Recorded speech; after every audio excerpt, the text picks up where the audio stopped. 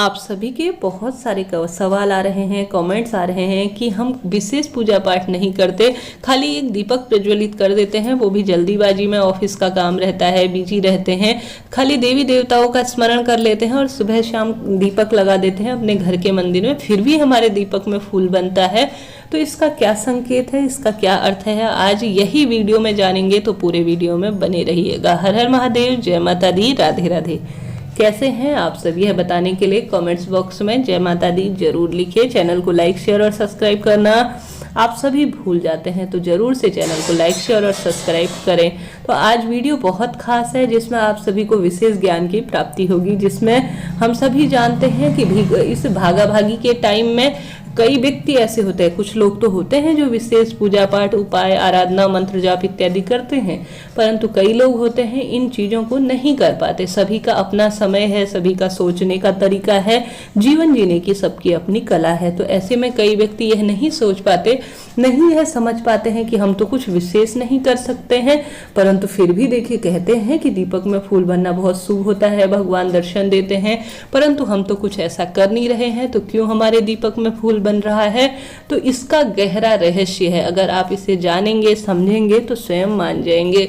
तो सबसे पहले आप किसी भी धर्म को मानते हो, किसी भी विशेष अपने इष्ट को मानते हैं, या विशेष जो है जन को मानते हैं जो आपकी नजरों में विशेष स्थान रखता है, किसी पुण्य आत्मा के बारे में जानते हैं या विश्लेषण करते हैं, ग्रंथों के बारे में विशेष पढ़ नहीं पाते परंतु उनको समझ लेते हैं, तो आपने एक बात ध्यान में की होगी, एक बात नोटिस की होगी, वह व्यक्ति पूजा पाठ के साथ साथ धर्म के कर्मों से भी जुड़ा है। ऐसे में आप विशेष पूजा नहीं कर पा रहे हैं, परंतु उनको स्मरण कर रहे हैं, ध्यान कर रहे हैं, उनको याद कर रहे हैं। उसके पीछे अगर आप भगवान की भक्ति किस तरह से कर रहे हैं, दो तरह से होगी। एक तो मानव सेवा भी भगवान भक्ति के बराबर है, और भगवान की स्वयं की सेवा भी भक्ति का सबसे बड़ा उदाहरण है। परंतु आप भगवान की भक्ति कम करते हुए जन सेवा, जो प्रत्येक व्यक्ति के अंदर ओमकार के रूप में भगवान का वास है, उन मनुष्यों की सेवा कर रहे हैं, तो यह भगवान की भक्ति से भी ज्यादा महत्वपूर्ण है। स्वयं भगवान ने अपने शास्त्रों के माध्यम से, अपने ग्रंथों के माध्यम से, अपनी जीवनी के माध्यम से बताया है कि मनुष्य की सेवा करना या अपने घर पर जो पारिवारिक जिम्मेदारी है उन कर्मों का भली भांति से निर्वाह करना, बड़े बूढ़ों से मीठे तरीके से बात करना और उनकी सेवा करना। किसी गरीब व्यक्ति को आप देखकर दुखी हो जाते हैं, किसी के सुख में सुखी हो जाते हैं, तो यह भी भगवान की पूजा के समान है। किसी गरीब बच्चे को आप सही समय पर, कोई द्वार पर भिक्षा मांगने आता है, उन्हें भोजन करवा देते हैं, उनके प्रति आप कुछ करने की इच्छा रखते हैं, तो यह भगवान की भक्ति से कम नहीं है। यह कोई अन्य व्यक्ति नहीं देख पाता, आपका सच्चा मन नहीं देख पाता, अन्य व्यक्ति आपके सच्चे भाव नहीं देख पाते।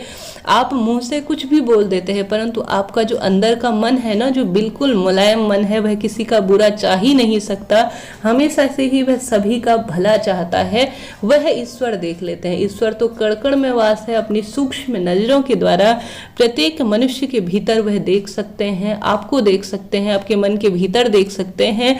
आप जो सच्चे भाव, सच्चे मन से सिर्फ एक दीपक लगा देते हैं और अपने दैनिक जीवन में मानव सेवा कर रहे हैं, किसी संस्था से जुड़े हैं, किसी पशु प्रेमी, किसी पशु पक्षी को आप दाना दे रहे हैं, किसी पशु पक्षी को आप जल समर्पित कर रहे हैं, किसी पौधे की देखभाल कर रहे हैं, किसी गरीब व्यक्ति की सेवा कर रहे हैं, घर पर बड़े बुजुर्ग अपने पति से प्रेम से बात कर रहे हैं, तो इससे बड़ा धर्म कोई नहीं है।